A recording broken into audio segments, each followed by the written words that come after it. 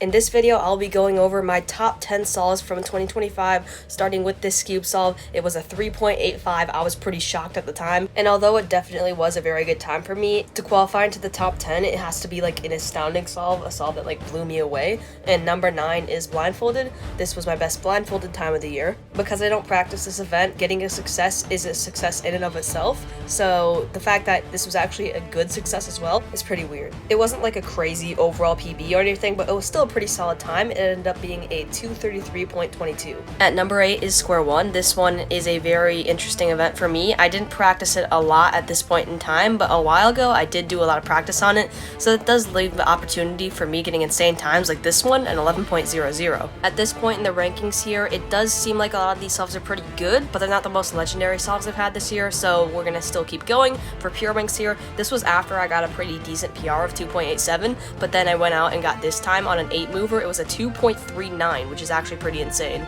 So there is a few things I need to clear up with this solve, which is for 7x7, and it is number 6 on this list. It was a 401.78, which is actually my best time ever. It was obviously my best time in competition, otherwise I wouldn't really put it here, but it is my best time at home as well. So this could have been higher, but it wasn't, because I kind of felt like it wasn't as good as the solves that are coming soon, but it also wasn't fully recorded, so only the first minute and 30 seconds are recorded, so I'm going to show you that. But anyways, let's move on to number 5. And now into the top 5 here. These solves are basically all interchangeable. I mean, the solve right now I'm showing you, I put at number 5, but you could easily have this as number 1. I just figured I could like fluke a time like this on any event, especially 4 o'clock, and this ended up being actually a pretty good time. You could see by my reaction, a 6.65. Yes!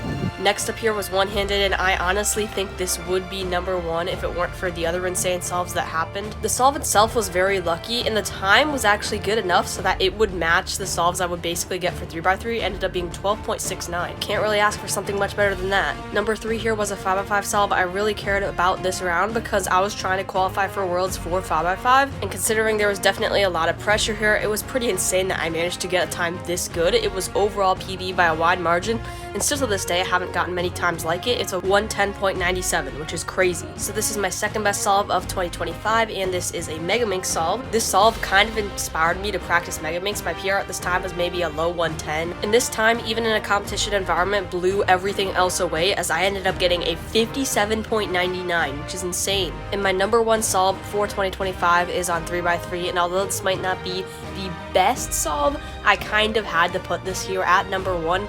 It was a very insane time, and it beat my PR by over a full second. It was a 7.05 second single, and although I had gotten like a 5 at home before, this is still very insane to me. And that will be the end of this video, and I'll see you in the next one.